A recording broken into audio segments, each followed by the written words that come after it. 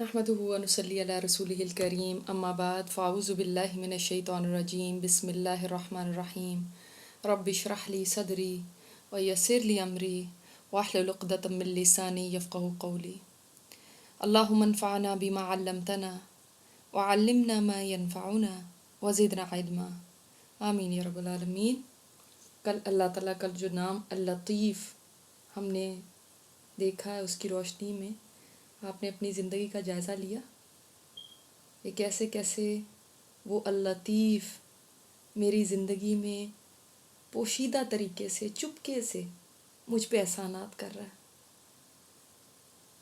میں ضرور سوچوں کہ جب لوگ میرے ساتھ کوئی بھلائی کا معاملہ کرتے ہیں، احسان کا معاملہ کرتے ہیں، تو کتنی بار مجھے جتاتے ہیں، اور وہ اللطیف احسانات کی بارش کر کے بھی چھپا رہتا ہے، اور اس طرح سے نہیں میرے اوپر جتاتا جتنے کہ اس کے احسانات ہیں، اور مجھے پتہ بھی نہیں چلتا کہ ان سب کے پیچھے وہ اللطیف کام کر رہا ہے۔ ہم نے تو آج تک یہ جانا ہی نہیں کہ جس کی مہربانیوں کے سائے میں ہم پل رہے ہیں وہ کون ہے۔ ان صفات کو جیسے جیسے آپ جان رہے ہیں تو کیا ذہن بن رہا ہے اللہ کے بارے میں، کیونکہ ان صفات کو سمجھنا اس لیے ضروری ہے تاکہ ہم اس کو پہچانیں۔ اکثر ہمیں یہ سوچ آتی ہے نا، آپ کو بھی آتی ہوگی، کہ اللہ تعالیٰ کیسا ہوگا، کیسا ہے وہ؟ تو اس سوال کا جواب ان صفات میں موجود ہے۔ وہ ایسا ہے، یہ سب ہم صفات پڑھ رہے ہیں نا، وہ ایسا ہے۔ اس سے زیادہ بہتر تعارف اللہ کا آپ کو کہیں اور نہیں مل سکتا۔ ظاہر ہے کسی کا نام اس کی پہچان ہوتی ہے، اور یہ اس کے نام ہے، تو آپ کو کیا پہچان حاصل ہو رہی ہے ابھی تک؟ ایسا نہیں لگتا کہ ایک بہت قوی، طاقتور، بہت قوت والا العزیز، الملک، جو القدوس بھی ہے، مگر اس کے ساتھ ساتھ ہمارے مسئلوں کو کھولنے والا الفتاح بھی ہے، ہمارے لیے المؤمن بھی ہے، امن دیتا ہے ہمیں سلامت اس نے رکھا ہوا ہے، السلام بھی ہے۔ وہ کہتا ہے مجھے اپنا وکیل بنا لو، کیونکہ میں تمہارے لیے اللطیف ہوں، اور تمہارے اوپر رحمان اور رحیم ہوں۔ میں تمہارے کاموں میں مہیمن ہوں، تمہارے کاموں کا۔ جس کے پاس اتنی طاقت ہو، جس کی اتنی بڑی بادشاہت ہو، اس کو تو کوئی پرواہ ہی نہیں ہونی چاہیے کہ اس کے سامنے یہ کیڑے مکوڑوں سے بھی زیادہ چھوٹے اور حقیر انسان اس کے ساتھ کیا ہو رہا ہے، مگر وہ الجبار بھی ہے۔ ایسے رب کی تو بے اختیار تعریف کرنے کو جی چاہتا ہے۔ انسان کی زندگی میں کوئی چیز بھی اتنی قیمتی نہیں ہے جتنا اس رب کے ساتھ تعلق قیمتی ہے۔ اور ایسے رب کو سوچیں جس کی یہ صفات ہیں، ہم اس عمر میں جا کے پہچان رہے ہیں۔ وہ ان تمام صفات کے ساتھ ہم پر تب سے مہربان ہے، تب سے حفاظت کر رہا ہے، تب سے لطف و کرم کر رہا ہے، تب سے ہمارے دلوں کا خیال کر رہا ہے، تب سے ہماری پر مہربانی کر رہا ہے، تب سے وہ ہمارے مسئلوں کو کھول رہا ہے۔ جب ہم نے ابھی دنیا میں آنکھ کھولی، اور بعض صفات اس سے بھی پہلے کی، جب ہم ماں کے پیٹ میں تھے، اس وقت سے ہیں، اس وقت سے سلامتی، اس وقت سے امن، اس وقت سے ہمارے لیے دنیا میں آنے کا راستہ آسان، اس وقت سے وہ ہمارے اوپر مہربانی کرنے والا۔ تو اس وقت سے جو ہم پر یہ سب عنایات کر رہا ہے، اور ان تمام صفات کے ساتھ ہمارے لیے تب سے کام کر رہا ہے۔ ہم نے سوچا کہ آج تو ابھی ہم نے ابتدا کی ہے اس کو پہچاننے کی، ابھی بھی اچھی طرح نہیں پہچانا، ابھی تو یہ سمجھ لیں شروعات ہے، اس لیے کہ وقت کم ہوتا ہے اور الفاظ قاصر ہیں اس کی شان بیان کرنے سے۔ جس کی رحمت نے زندگی کے ایک ایک لمحے، ایک ایک سیکنڈ کو گھیرا ہوا ہے، اور ہماری نگہبانی ہر دم کر رہا ہے، ہماری حفاظت ہر وقت کر رہا ہے۔ تبھی تو آج یہاں تک ہمیں پہنچایا کہ ہم دیکھ رہے ہیں، ہم سن رہے ہیں، ہم سمجھ رہے ہیں، ہم سلامتی سے بیٹھے ہوئے. لیکن سوچیں ایسے رب کو پہچاننے میں ہم نے اتنی دیر کر دی. آج پھر کم از کم یہ عزم ضرور کریں، آپ یہ ارادہ ضرور کریں کہ اے رب، یہ تیری پہچان کا جو سفر ہے نا، اور جو تیرے ساتھ تعلق اس رمضان میں شروع کیا ہے، اب یہ ختم نہ ہونے پائے، اب یہ جاری رہے. یہ ارادہ کر لیں اور دعا کر لیں. یہ سوچیں کہ مجھے تو پتہ بھی نہیں چلا میرے اللہ کہ تو ایسا تھا، تو مجھ سے اتنا پیار کرتا تھا، تیری رحمتیں میرے اوپر اتنی تھیں اور اتنے پوشیدہ طریقے سے مسلسل ہو رہی تھیں. تو میری ایسے سے حفاظت کر رہا تھا، میرے لیے ایسی سی تدبیریں کر رہا تھا، میں تو جانتی بھی نہیں تھی. تو اللہ تعالیٰ نے دیکھیں قرآن کریم میں فرمایا نا، والذین آمنوا اشد حبا للہ، ایمان والے اللہ کی محبت میں بہت شدید ہوتے ہیں. یہ جو جملہ ہے نا، یہ خبر دے رہا ہے، اطلاع دے رہا ہے، حکم نہیں دے رہا کہ مجھ سے محبت کرو، بلکہ یہ صرف بتا رہا ہے کہ جو مجھ پہ ایمان لاتے ہیں نا، یعنی جو مجھے پہچان لیتے ہیں، وہ سارے عالم سے زیادہ مجھ سے محبت کرتے ہیں. یہ خبر دیا اللہ نے، حکم کیوں نہیں دیا؟ کیونکہ اللہ تعالیٰ جانتا ہے جو مجھے پہچان لے گا وہ مجھ سے محبت کیے بغیر رہ ہی نہیں سکتا. جیسے جو انسان حسین ہوتا ہے، وہ کسی کو حکم نہیں دیتا کہ مجھ سے محبت کرو، وہ تو آئینے میں دیکھ کے جانتا ہے کہ جو مجھے دیکھے گا وہ خود ہی تڑپ جائے گا. تو اللہ تعالیٰ کو پتہ ہے کہ جو میرے بارے میں جانے گا وہ ہر چیز سے زیادہ مجھ سے محبت کرنے لگے گا، کیونکہ میرے جیسا کوئی ہے ہی نہیں، میرے مثل کوئی ہے ہی نہیں سارے عالم میں، کہیں ڈھونڈو کوئی بھی نہیں ملے گا. تو وہ مجبور ہوگا مجھ سے محبت کرنے میں، وہ دل پہ قابو نہیں رکھ سکے گا. اس لیے اللہ نے خبر دی ہے، حکم نہیں دیا. سبحان اللہ. اس کو پتہ ہے حکم دینے کی ضرورت ہی نہیں ہے. جیسے جیسے یہ مجھے پہچانتے جائیں گے ویسے ویسے ان کی محبت بڑھتی جائے گی. تو آپ کے دلوں میں محبت بڑھ رہی ہے کیا یہ نام سیکھ کے، سمجھ کے؟ اور ہر نام کے ساتھ محبت میں اضافہ ہی ہونا چاہیے. چاہیے کیا، مجھے کہنے کی بھی نہیں ضرورت چاہیے یا نہیں چاہیے، یہ تو آپ کو خود ہی پتہ چل رہا ہوگا.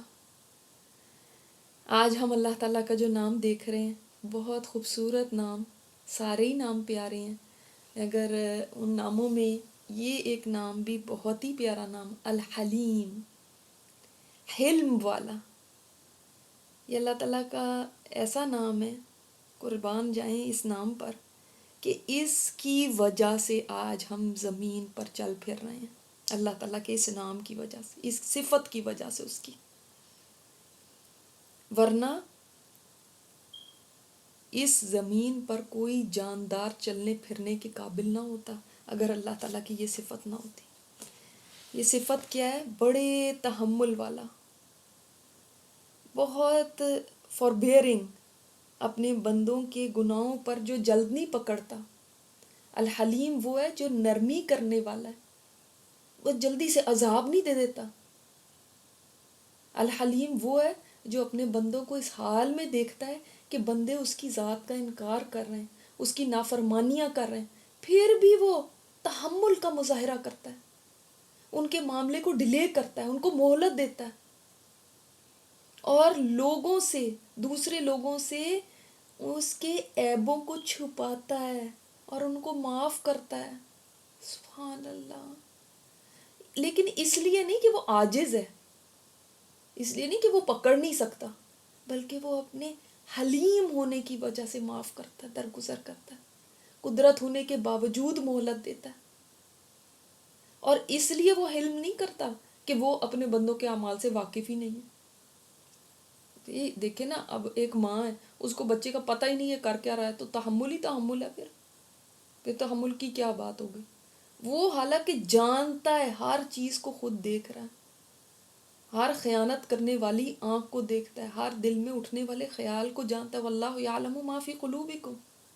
وَكَانَ اللَّهُ عَلِيمًا حَلِيمًا، سورہ عذاب میں اللہ تعالیٰ نے فرمایا ان باتوں کو بھی جانتا ہے جو دلوں میں ہیں، چھپی ہوئی ہیں، لیکن وہ حلم والا ہے نا، اس لیے نہیں پکڑتا۔ وہ ان بدگمانیوں کو بھی جانتا ہے، وہ ان جو گستاخی والے خیالات بھی دل میں اٹھتے ہیں ان کو بھی جانتا ہے، لیکن گرفت نہیں کرتا۔ اللہ اکبر۔ حالانکہ وہ کسی کا محتاج نہیں ہے کہ وہ ان کو اس لیے نہیں پکڑتا ہو کہ کل انہوں نے عبادت جو کرنی ہے اللہ کی، وہ کسی کی نہ عبادت کا محتاج، نہ کسی سے اس کو کوئی ضرورت ہے، پھر بھی وہ علم رکھتا ہے۔ تو یہ کتنی بڑی صفت ہے۔ قرآن کریم میں یہ اسم مبارک 11 مرتبہ آیا ہے، تو کیا سمجھ آئی کیسا نام ہے یہ وہ نام ہے، یعنی اس کو مختصراً اگر آپ دیکھیں تو وہ جو لوگوں کی چھوٹی چھوٹی لغزشوں کو اور کمزوریوں کو ایسے پکڑ کے ان کی وجہ سے کسی کی بڑی بڑی نیکیوں پہ پانی نہیں پھیر دیتا، وہ درگزر فرماتا ہے، قصور معاف کر دیتا ہے۔ وہ تنگ دل آقا کی طرح نہیں ہے جو بات بات پہ پکڑے کہ یہ آنکھ نے حرام دیکھا، اسی وقت ہماری آنکھیں اگر اندھی ہو جاتی، کانوں نے غلط سنا، اب وہ اللہ تعالیٰ نے منع کیا ہوا یہ چیز نہیں سننی، وہ ہم سن رہے ہیں بیٹھ کے، اب کیا ہے کان بہرے ہو جاتے ہیں، ہاتھ اس طرف وہ کام کر رہے ہیں ظلم و زیادتی کا جو اللہ نے حرام کیا، وہ ہاتھ شل ہو جاتے، پیر اس طرف کو چل کے جا رہے ہیں جہاں جانے سے اللہ نے منع کیا ہوا، وہ پیر اسی وقت پیرالائز ہو جاتے۔ ہو سکتا تھا نا یہ سب کچھ، اس نے تو کن کہنا ہے ہو جانا، مگر وہ ایسا نہیں ہے جیسے انسان اپنے ملازموں کے ساتھ ہوتے ہیں، یہ ایک ذرا سی بات ہوئی اور ان کی ساری خدمتوں پہ پانی پھیر دیا، یا انسان اپنے رشتہ داروں کے ساتھ ہوتا ہے، بہت دنوں تک بھی کوئی کسی کے ساتھ بھلائی کرتا رہے، بس ایک کوئی کام کر دیا اس کے بعد وہ گلے شکوے ختم ہی نہیں ہوئے، ایسی بس ناراضگیاں ہوئیں کہ اس کے بعد دوبارہ موڈ صحیح کرنے کا نام نہیں لیتے ہم،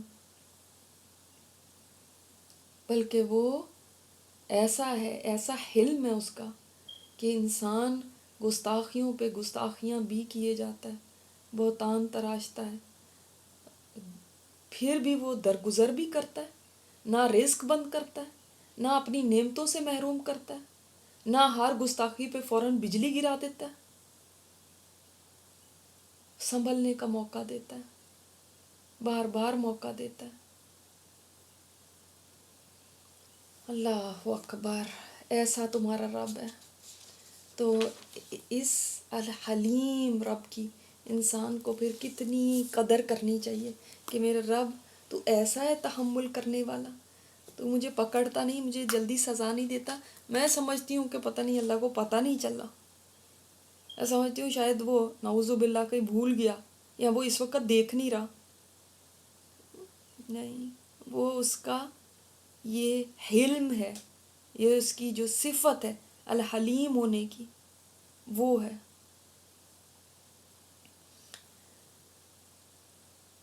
دیکھیں بعض دفعہ انسان اتنے ایون جو مسلمان ہیں اتنی غلط باتیں کئی اللہ تعالیٰ کے بارے میں کرتے ہیں کہ وہ چاہے تو ایٹ دا اسپاٹ ان کا کام تمام کر دے، مگر وہ اپنے بندوں کو ایک چانس کے بعد دوسرا دیتا ہے، دوسرے کے بعد تیسرا دیتا ہے، تیسرے کے بعد چوتھا دیتا ہے، ایک اپرچونٹی کے بعد دوسری دیتا ہے، اس کے بعد تیسری دیتا ہے، اس کے بعد کہ ہو سکتا ہے اب یہ پلٹ آئے اور توبہ کر لے۔ انسانوں میں بھی ٹھیک ہے، کچھ نہ کچھ تحمل ہوتا ہے، وہ کوئی غلط بات دیکھ کے انسان بعض دفعہ برداشت کر جاتے ہیں، مگر انسان تحمل تب کرتا ہے جب اس کے پاس پاور نہیں ہوتی کہ وہ بدلہ لے سکے یا دوسرے کو کچھ کہہ سکے۔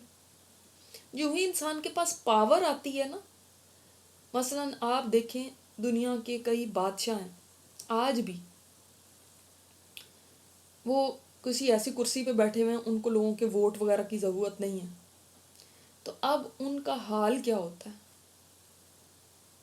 وہ ان کے خلاف اگر کوئی بات کرتا ہے نا تو پھر اس بندے کا پتہ نہیں چلتا کہ وہ کہاں غائب ہو گیا، پھر اسے اس کے گھر والے بھی ڈھونڈتے رہتے ہیں، اس کو پتہ ہی نہیں چلتا کدھر گیا کدھر ہے وہ، ایسے وہ لوگ غائب ہوتے ہیں.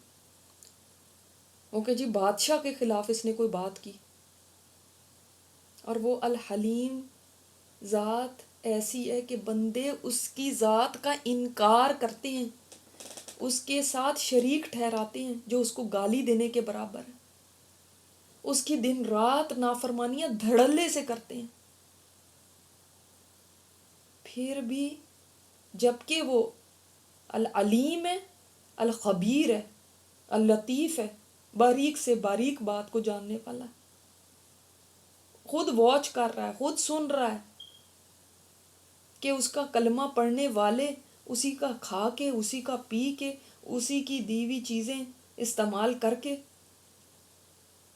کہتے ہیں ہمارے پاس تو اس کے لیے ٹائم ہی نہیں. کہتے ہیں یہ نماز کا ہمارے پاس نہیں وقت ہے، ہم تو مصروف بہت ہیں. سب باتیں سن رہا ہوتا ہے، ہمارے پاس تو قرآن کا وقت نہیں ہے، ہمیں کہاں ٹائم ملتا ہے، ہمیں سب دیکھ رہا ہے.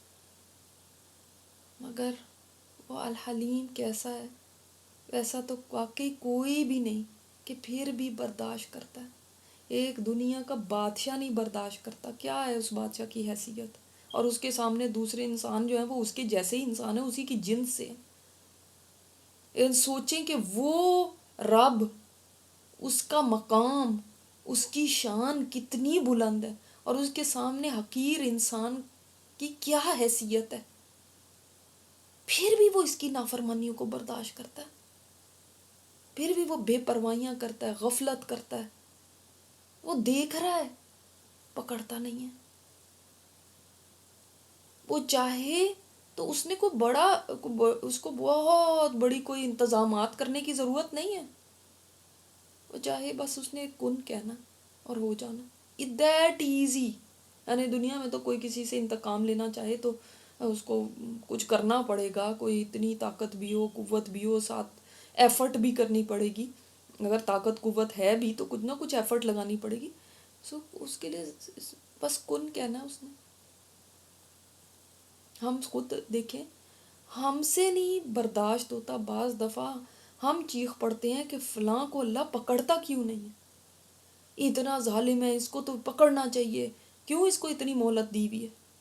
ہم بے صبرے ہو جاتے، ہماری برداشت جواب دے جاتی ہے، مگر وہ ڈھیل دیے رکھتا ہے. ایک حدیث میں آتا ہے نا کہ وہ ہر روز پکارتا ہے، اے رات کے گناہ گار تو دن میں توبہ کر لے، پلٹ آ تو میں تجھے معاف کر دوں. ہر روز پکارتا ہے، اے دن کے گناہ گار تو رات کو پلٹ آ تو میں تجھے معاف کر دوں. سوچیں اتنی بڑی گستاخیاں انسان کر رہا ہے، اس کو تو ایک پل بھی، ایک لمحہ بھی کوئی ایسی بات منہ سے نہیں نکالنی چاہیے. اس کو تو اپنا سر نہیں اٹھانا چاہیے کبھی. وہ جس کا نمک کھاتا ہے اور جس کے بلبوتے پہ اس کی یہ زندگی چل رہی ہے، اس کے سامنے ایک لمحے کے لیے بھی کوئی نافرمانی نہیں کرنی چاہیے. اور کتنی نافرمانیاں. دوسرے یہ انسان کے اندر جو تحمل ہوتا ہے نا بہت کم ہوتا ہے. آپ دیکھیں، ہم ایون مائیں ہیں نا، ہم کیا کرتے ہیں، بچے کو ایک دفعہ روکا، دوسری دفعہ روکا پھر نہیں رک رہا، تیسری دفعہ روکا پھر نہیں رکتا، تو چوتھی دفعہ اٹھ کے 2-4 لگا ہی دیتے ہیں کہ باز آتا ہے کہ نہیں. مگر وہ تو کئی بار دیکھتا ہے ہماری نافرمانیاں، روز دیکھتا ہے، روز واچ کرتا ہے. اب یہ گھر سے نکلی ہے، اب یہ کیا کر رہی ہے، اب یہ میرے احکامات کو دیکھو کیسے توڑ رہی ہے، حالانکہ یہ جانتی ہے کہ یہ میرا حکم ہے، اس کے باوجود پرواہ نہیں کر رہی. اور یہ سلسلہ 1-2 دن نہیں چلتا، سال ہا سال چلتا رہتا ہے. دن ہو رہا ہے رات ہو رہی، دن ہو رہا ہے رات ہو رہی. وہ انسان زمین پہ چل رہا ہے، امن میں ہے، آسمان ترے گھوم پھر رہا ہے، زندگی گزار رہا ہے، سلامتی میں ہے، اپنے انہی اعضاء سے کام لے رہا ہے جو اس کے دیے میں. اسی سانس سے اس کی زندگی کا تار جڑا ہوا ہے جو اس کے کن کہنے پہ چل رہی ہے. اس کے باوجود اس انسان کو ایک دن بھی یہ خیال نہیں آتا کہ میرا ایک رب ہے اور اس کا بھی حق ہے مجھ پہ، اس کے احسانات تلے میں دبی ہوئی ہوں، اس نے مجھے کچھ کرنے کا حکم دیا اور کچھ کرنے سے روکا ہے، وہ اس لائق ہے کہ میں اس کی مانوں، مگر زندگی کے 30 40 50 60 سال گزر جاتے ہیں، کئی صبحیں آتی ہیں اور کئی شامیں آتی ہیں، مگر اے انسان کبھی بھی ایسے رب کی طرف پلٹنے کا تجھے خیال نہیں آیا؟ مست ہے اپنی زندگی میں، اس المنعم نعمتیں دینے والے نے نعمتیں دی ہوئی ہیں اور ان کے نشے میں اس کو کبھی ضرورت ہی محسوس نہیں ہوتی کہ اس الحلیم رب کو پہچانے، اس سب دینے والے کی طرف رجوع کرے اور اس کی طرف بھی کوئی توجہ کرنی چاہیے، یہ خیال بھی نہیں آتا۔ تو یہ اس کی صفت الحلیم ہے کہ یہ ساری چیزیں دیکھ کے کہ دیتا میں ہوں، کھلاتا میں ہوں، پلاتا میں، یہ غافل ہے مجھ سے، میری نافرمانی پہ طلب ہے، یہ اس کا تحمل ہے۔ اور یہ دیکھیں کہ پھر یہ تحمل کب تک چلتا ہے، بعض دفعہ تو سال ہا سال، سال ہا سال گزر جاتے ہیں، آخر انسان بالکل یعنی بوڑھا ہو جاتا ہے، اتنا تھک جاتا ہے دوڑ دوڑ کے دنیا میں، اسی کے پیچھے، اسی میں غفلت کے اندر پڑے پڑے بڑھاپے کی دہلیز تک پہنچ جاتا ہے، مگر وہ رب دیکھو تب تک بھی برداشت ہی کرتا رہتا ہے، ان تمام سالوں میں الٹا وہ مختلف ذریعوں سے انسان تک پیغام پہنچاتا رہتا ہے، اس کو اپنی طرف بلانے کے طریقے کرتا رہتا ہے کہ کسی دن تو اس کو خیال آ جائے، کبھی تو یہ کہہ دے کہ بس اب انف از انف اور یہ پلٹ آئے، اور کبھی تو ایسا ہوتا ہے پوری زندگی گزر جاتی ہے اور یہ انسان موت کے منہ میں چلا جاتا ہے مگر اس کو خیال نہیں آتا کہ مجھے پلٹنا ہے۔ سوچیں اس رب کا تحمل جو پوری زندگی انسان کو مہلت دیے رکھتا، حالانکہ اگر وہ پکڑے تو اس کی پوچھ کوئی نہیں کر سکتا کہ کیوں پکڑا ہے، وہ پکڑے تو اس کا مقابلہ کوئی نہیں کر سکتا کہ اس کو ہرا دے، وہ سزا دے تو اس کی سزا کو کوئی ہٹا نہیں سکتا، پھر بھی وہ الحلیم جلدی نہیں کرتا۔ اللہ اکبر۔ پھر دیکھو دل کی باتوں پہ نہیں پکڑتا، دل میں ہمارے کئی دفعہ ایسے ایسے وسواس آ جاتے ہیں، ایسے ایسے خیالات آ جاتے ہیں، ان پہ پکڑتا نہیں ہے، حالانکہ انسان کی حالت کیا ہے آپ یہ دیکھیں، اچھا ایک مثال سے دیکھیں، انسانی رشتوں میں جو حلم کی صفت ہے آپ کو سب سے زیادہ کہاں نظر آتی ہے؟ جتنے انسانی رشتے ماں باپ میں نا، ماں باپ اپنی اولاد کے لیے سب سے زیادہ تحمل کرتے ہیں اور کوئی نہیں کر سکتا۔ اب اس کی ایک مثال دیکھیں، ماں باپ کہتے ہیں یہ نہ کرو، اس کے قریب نہ جاؤ، اس بچے سے دوستی نہ کرو، یہ نہ کرو۔ اب بچے شروع میں تو چوری چھپے ماں باپ سے وہ کام کرتے ہیں، مگر جیسے جیسے وہ جوان ہونے لگتے ہیں، ٹین ایج میں آتے ہیں، تو اب ماں باپ کسی کام سے روکتے ہیں تو وہ ماں باپ کی طرف دیکھ کے پھر بھی وہی کرتے رہتے ہیں۔ ماں باپ دیکھ رہے ہیں ان کی آنکھوں میں آنکھیں ڈال کے، جیسے ان کو چیلنج کر رہے ہیں، کوئی کر لو جو کرنا ہے، میں تو یہی کروں گا، روک سکتے تو روک کے دکھا لو۔ اللہ تعالیٰ کے لیے وَلَيْسَ كَمِثْلِهِ شَيْءٌ، اس جیسے تو کوئی ذات نہیں، مگر جسٹ ایک مثال دینے کے لیے بتا رہے ہیں، سمجھانے کے لیے کہ آپ یہ سوچیں پھر کہ کتنی بار ایسا ہوتا ہے کہ ہم بھی اللہ کے حکموں کو جانتے ہیں، اس نے فرمایا یہ نہیں کرنا، اس کے باوجود اس ٹین ایجر کی طرح جو ماں باپ کی آنکھوں میں آنکھیں ڈال کے ان کو دیکھتا ہے اور وہی کر کے دکھاتا ہے، اسی طرح کتنی دفعہ ایسا ہے کہ ہم بھی وہی کر کے دکھاتے ہیں جو اس الحلیم نے منع کیا ہوتا ہے، حالانکہ ہم جانتے ہیں کہ اس نے منع کیا ہے، ہم جانتے ہیں یہ کام غلط ہے، ہم جانتے ہیں یہ حرام ہے، اور کتنی دفعہ ایسا ہوتا ہے کہ اس نے حکم دیا ہے یہ کرو، اور ہم کہتے ہیں نہیں کریں گے، نہیں کریں گے۔ آپ سوچیں وہ دیکھ رہا ہے اور ہم اپنے عمل سے کہہ رہے ہیں کہ ہم نہیں کریں گے، یعنی ہم تو بیٹھے ہیں۔ اب جرت دیکھیں ہماری کہ ہم کس ذات کو چیلنج کر رہے ہوتے ہیں اس وقت، اور کس کے تحمل کو ہم آزما رہے ہوتے ہیں۔ ہم بھول جاتے ہیں کیا کہ وہ دیکھ رہا ہے۔ اب پیرنٹس کو تو بعض دفعہ واقعی وہ بے بس ہوتے ہیں، وہ کچھ نہیں کر سکتے، اس جوان خون کا کیا کریں، اپنی عزت اپنے ہاتھ چپ کر کے بیٹھے رہو، مگر اللہ تو بے بس نہیں ہے۔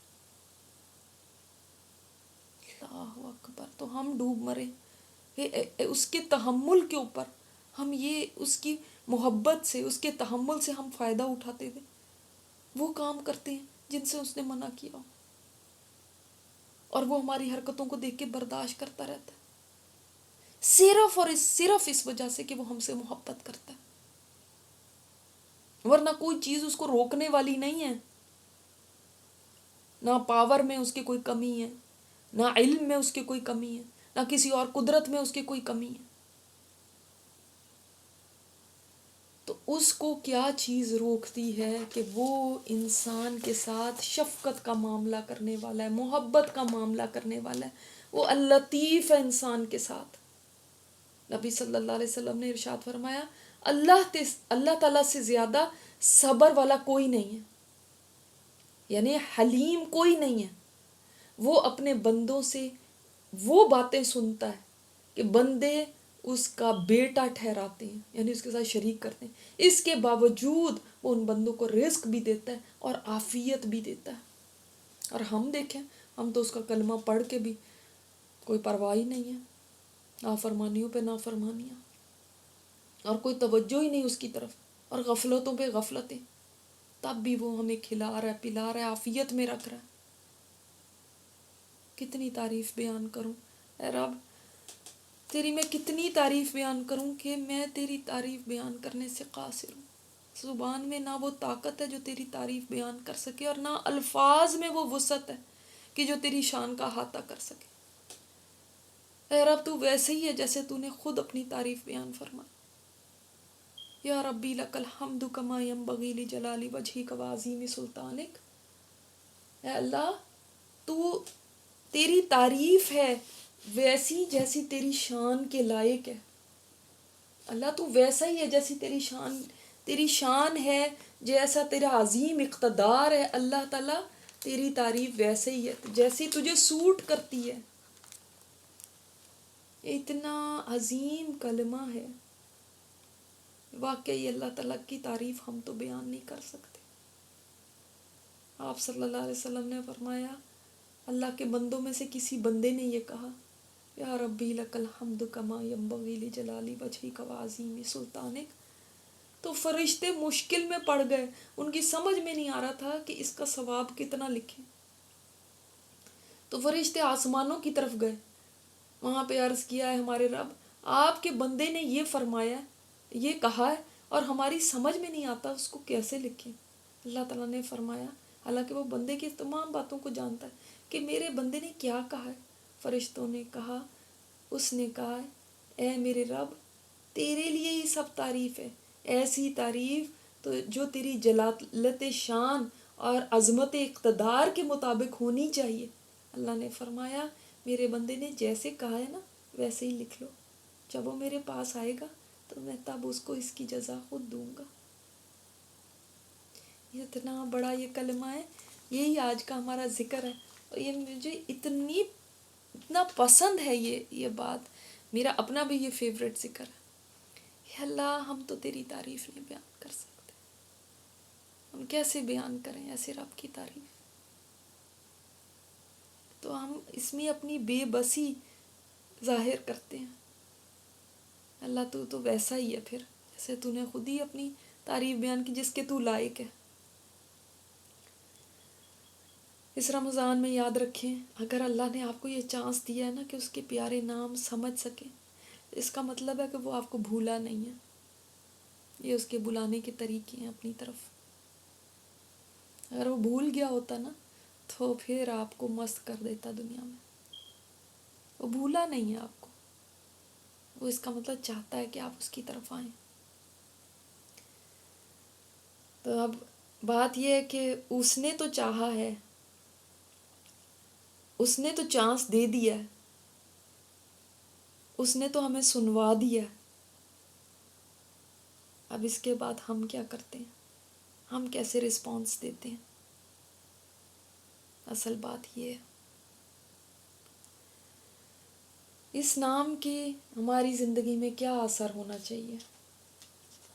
یہ وہ نام ہے کہ اس کے بعد وہ جو اس نام کے ماننے والے ہیں نا، ان کو چاہیے کہ وہ بھی اپنی زندگیوں میں تحمل پیدا کریں، دوسروں کے ساتھ، انسانوں کے ساتھ تحمل کا معاملہ، اعلیٰ ظرفی کا معاملہ کریں۔ کسی بھی کام میں ایک دم غصے میں آ کے ریاکشن نہ شو کریں، فوراً سوچا کریں اللہ تعالیٰ بھی تو میرے معاملات میں کتنا تحمل کرتا ہے، میں انسانوں کے ساتھ تحمل نہیں کر سکتی جو میرے برابر کے ہیں، اور جنہوں نے کیا میرے ساتھ ایسا کر لیا ہوگا کہ جس کے اوپر میں آؤٹ آف کنٹرول ہو جاتی۔ وہ رب کی تو وہ جتنا کوئی بڑا ہوتا ہے نا، اتنی اس کی چھوٹی سی بھی اس کی شان میں گستاخی بہت بڑی ہوتی ہے۔ اور پھر ہم یہ نہیں کہہ سکتے یہ چھوٹا گناہ ہے کہ بڑا گناہ ہے، نہیں، اس کی جیسی شان ہے نا، اس کے آگے چھوٹا بھی بڑا ہی ہے، چھوٹا گناہ بھی کوئی چھوٹا نہیں ہے، وہ انسان کو تو چھوٹا بھی نہیں کرنا چاہیے۔ تو سوچیں کہ اگر کسی انسان نے میرے ساتھ کوئی ایسا معاملہ کر دیا تو مجھے پھر کتنا زیادہ تحمل کرنا چاہیے کہ اس نے تو شاید 1 دفعہ کیا ہو، 2 دفعہ کیا ہو، 10 دفعہ کیا ہو، اور میں تو روز ہی اللہ کے آگے کتنے اس کی نافرمانی کے کام کرتی، اور وہ مجھے برداشت کیے جاتا ہے۔ کیا مجھے نہیں برداشت کرنا چاہیے دوسروں کو؟ اسی طرح جلد بازی نہ کریں ہم اپنی زندگی میں۔ قبیلہ عبد القیس کا ایک وفد آپ صلی اللہ علیہ وسلم کی زیارت کے لیے مدینہ آیا، اور اس وفد کے سارے لوگ جو تھے وہ اپنی سواریوں سے کود کود کے جلدی جلدی آپ صلی اللہ علیہ وسلم کی خدمت میں پہنچ گئے، لیکن جو رئیس وفد تھا جس کا نام منظر تھا، انہوں نے یہ جلد بازی نہیں کی، اتر کے پہلے اپنے سامان کو ایک جگہ رکھا، پھر غسل کیا، کپڑے بدلے، اس کے بعد بڑے وقار کے ساتھ خدمت نبوی میں حاضر ہوئے۔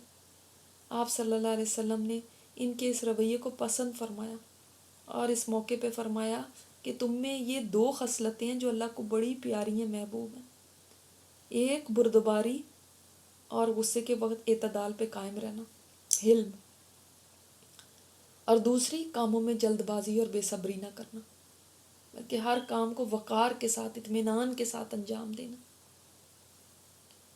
تو یہ 2 صفات اللہ تعالیٰ کو بڑی پسند ہے۔ اگر ہم یہ سوچ کے اس صفت کو اپنے اندر پیدا کرنے کی کوشش کریں، نہیں بھی ہے تو کوشش کریں، صرف اس وجہ سے میرے اللہ کو یہ صفت بڑی پسند ہے، اس کا تو اپنا نام ہے یہ، میں بھی اپنے اندر یہ صفت لانے کی جتنا بھی میں کر سکتی ہوں کوشش ابھی سے سٹارٹ کریں گے انشاءاللہ، آہستہ آہستہ، جب بھی یاد آئے، غصہ آنے لگے، یاد آئے، تو اسی وقت اللہ تعالیٰ کے اس نام کو یاد کر لیا کریں۔ آج کی جو دعا ہے بہت پیاری دعا ہے، اور اس کے اندر بھی ہم اللہ سے اس کی محبت مانگتے ہیں۔ اللہم اجعل حبک احب الاشیاء الی، اے اللہ اپنی محبت میرے دل میں ہر چیز کی محبت سے زیادہ ڈال دے۔ وجعل خشیتک اخوف الاشیاء عندی، اور اپنے خوف کو ہر چیز کے خوف سے زیادہ ڈال دے میرے اندر، زیادہ کر دے یعنی۔ واقطع عنی حاجات الدنیا بالشوق الی لقائک، اے اللہ دنیا کی جو ہر طلب ہے نا، اس پہ اپنی ملاقات کا شوق غالب کر دے۔ وَإِذَا أَقْرَرْتَ أَعْيُنَ اہل دنیا من دنیاہم، جب قرار پائیں آیون آنکھیں، اہل دنیا، دنیا والوں کی آنکھوں جب قرار پائیں، ان کو ٹھنڈک ملے، ان کو لذت ملے، من دنیاہم ان کی دنیا سے، فَأَقْرِرْ عَيْنِي مِنْ عِبَادَتِكَ، اے اللہ میری آنکھوں کی لذت اور ٹھنڈک اپنی عبادت میں رکھ دینا۔ ان کی آنکھیں کہاں سے لذت پا رہی ہیں؟ دنیا سے. میری آنکھیں لذت پائیں تیری عبادت سے. اتنا مجھے اپنا شوق دے دے، اتنے ہی تیری ملاقات کا شوق. ہر چیز کے شوق سے زیادہ ہمیں کتنی چیزوں کا شوق ہوتا ہے نا، کپڑوں کا، زیوروں کا، گھروں کی سجاوٹوں کا، گھروں، کسی کو گاڑیوں کا، کسی کو ہر طرح کے شوق ہے نا. تو یہاں پہ پتہ ہے کس چیز کا شوق مانگا ہے اللہ تعالیٰ؟ تجھ سے ملاقات کا شوق، تیری دیدار کا شوق. ہر شوق سے اوپر آ جائے، میرے ٹاپ پہ ہو یہ. اور جس کو اللہ کے دیدار کا شوق لگ جائے گا، پھر وہ اس کے لیے کام کرے گا نا، اس کے لیے محنت کرے گا. جس کے دل میں اللہ کی محبت ہر چیز کی محبت سے زیادہ ہو گئی، اس کا تو دل ہی بے چین رہے گا. کیسے میں اللہ کو راضی کر لوں؟ کیونکہ جس سے آپ کو محبت ہوتی ہے نا، آپ کا دل چاہتا ہے کہ وہ میرے سے خوش ہو جائے. وہ اس کی ایک ذرا سی بے رخی بھی پھر برداشت نہیں ہو سکتی. جس سے بے تحاشا محبت ہو، پھر اس کا نظر پھرنا برداشت نہیں ہوتا. اس لیے نہیں کہ اس سے کچھ ضروری ہے کہ ہم نے کوئی لے نہیں وہ چیز، ہم تو ہر وقت اس کے محتاج ہیں، مگر صرف اس وجہ سے نہیں، بلکہ اس سے محبت کی وجہ سے. اور اس کا خوف ہر چیز کے خوف سے زیادہ ہو جائے، یعنی گناہ کرنے سے باز رکھے. ایسا خوف، اتنا خوف ہو کہ گناہ کرتے ہوئے ڈر لگے. اور یہاں پہ خشیت کا لفظ آتا ہے، کہیں پہ خوف کا بھی لفظ آتا ہے. یہی کیونکہ مسنون دعا ہے، مختلف تھوڑے تھوڑے الفاظ کی فرق کے ساتھ آئی ہوئی ہے. تو آپ یہ بھی پڑھ سکتے ہیں، اور دوسری دعا بھی آپ کو ہماری ویب سائٹ سے مل جائے گی، وہ بھی آپ کر سکتے ہیں، لے سکتے ہیں. اور انشاءاللہ تعالی اب جو 10 راتیں آنے والی ہیں آگے، جو بھی ان میں اعتکاف کی نیت کرے تو ابھی سے اس کے انتظام کے لیے کچھ سوچیں کہ کس طرح سے آپ اعتکاف بیٹھیں گے. اگر آپ کی قریبی مسجد میں اس قسم کا ارینجمنٹ ہے تو آپ وہاں پہ ابھی سے بات کر لیجئے. یہ جو آخری 10 راتیں ہیں یا آخری 10 دن کہہ لیں، ان کا اعتکاف مسنون ہے رمضان کے آخری عشرے کا. تو جو یہ کرنا چاہیں تو ٹھیک ہے، جن کے پاس کوئی مجبوری ہو نہیں کر سکتے تو ایک دن اور رات کا یہ اعتکاف کر لیں. اعتکاف میں انسان دیکھیں اس رب کے سمجھ لیں در پہ جا کے بیٹھ جاتا، اس کے گھر میں جا کے بیٹھ گیا. مسجد اللہ کا گھر ہے نا. اب میں نے اللہ اٹھنا نہیں، بس میں یہیں پہ بیٹھا ہوں. جب تک تو اپنی رحمت کے دروازے نہ میرے اوپر کھول دے اللہ، جب تک تو نہ راضی ہو جا اللہ تعالیٰ، جب تک تو نہ میری سن لے، میں نہیں یہاں سے ٹلنے والی. میں تو تیرے در پہ بیٹھی ہوئی ہوں.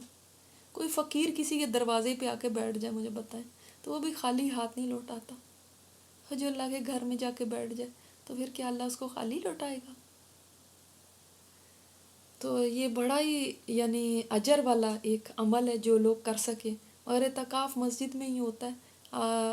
جو امہات المومنین تھی ان کی تو جیسے عائشہ رضی اللہ تعالیٰ عنہ کا آپ نے حجرہ دیکھا جس میں آپ صلی اللہ علیہ وسلم کو دفن کیا گیا، تو وہ تو بالکل ایڈجسنٹ ٹو مسجد ہے نا، بالکل ساتھ ہے مسجد کے.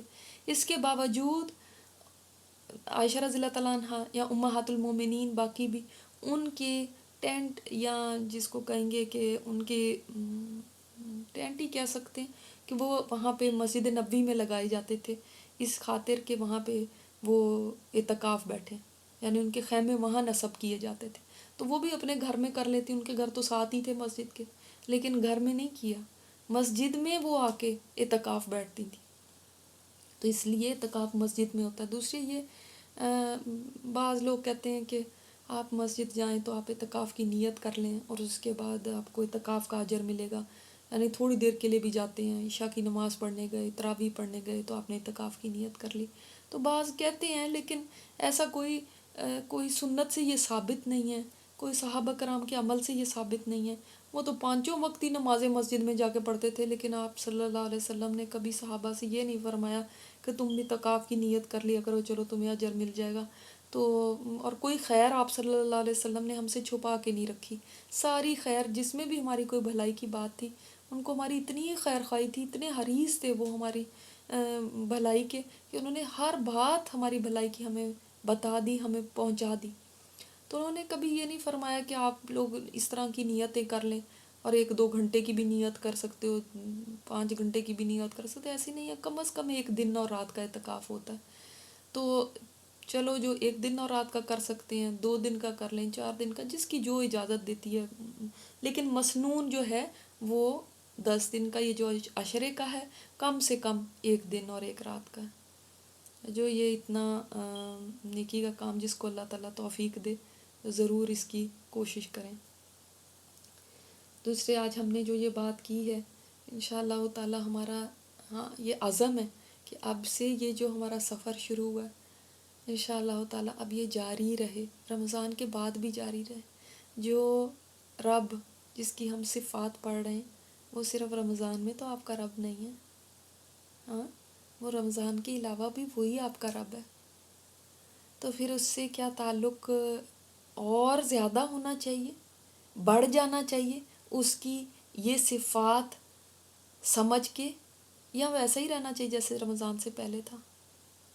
اگر آپ یہ چاہتے ہیں نا کہ اس کے ساتھ مسلسل تعلق جڑا رہے تو اس کے کلام سے جڑ جائیے. اس کے لیے ہم نے خاص طور پہ اپنے جو ہمارے 2 کورسز اصل بیان اور الفرقان ہیں ان کی registration short period of time کے لیے کھولی ہے. وہ آپ فارم دیکھ سکتے ہیں ہماری ویب سائٹ پہ، جہاں پہ ذکر اور آپ کو دعا ملتی ہے وہیں پہ یہ فارمز بھی آپ کو مل جائیں گے. جس کورس میں بھی آپ کو توفیق ہو آپ ضرور اس میں رجسٹر کریں. یہ اس کے کوئی پیسے نہیں ہیں کوئی، اور اس کے اندر آپ سے کچھ بھی نہیں مانگا جا رہا، کچھ بھی نہیں آپ سے لیا جائے گا. تو اس میں ضرور رجسٹر کر کے اور انشاءاللہ اپنا یہ سلسلہ آپ رمضان کے بعد بھی جاری رکھیں. اللہ تعالیٰ ہم سب سے قبول فرمائے. اللہ ہماری چھوٹی کوششوں کو بھی قبول فرما کے اپنی شان کے مطابق اجر عطا فرمانا. اور تیرا حلم ہے اللہ کہ تو نے ہمیں برداشت کیا ہوا ہے. اللہ تیرا شکر ہے اس چیز کے اوپر. ہم تو بڑی گناہ گار ہیں، دن رات گناہ کرتے ہیں.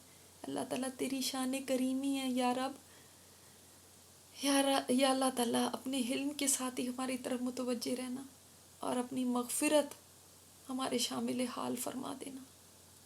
سبحانک اللہم و بحمدک نشہد ان لا الہ الا انت نستغفرک و نتوب الیک. السلام علیکم ورحمۃ اللہ وبرکاتہ.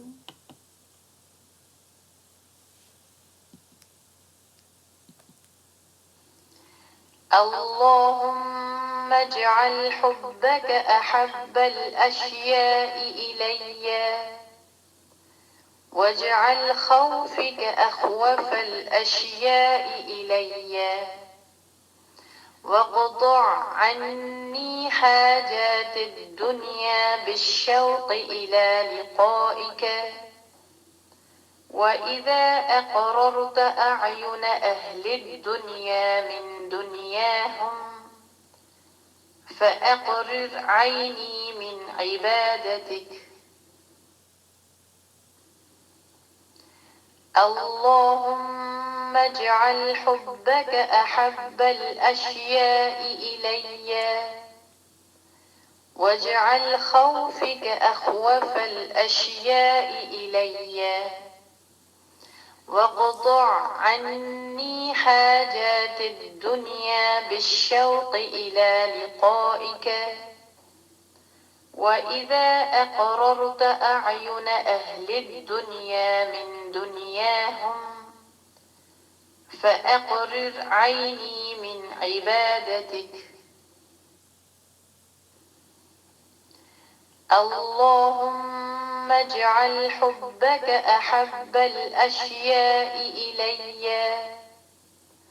واجعل خوفك أخوف الأشياء إلي، واقطع عني حاجات الدنيا بالشوق إلى. وإذا أقررت أعين أهل الدنيا من دنياهم فأقرر عيني من عبادتك. الله الحسنى, there are 99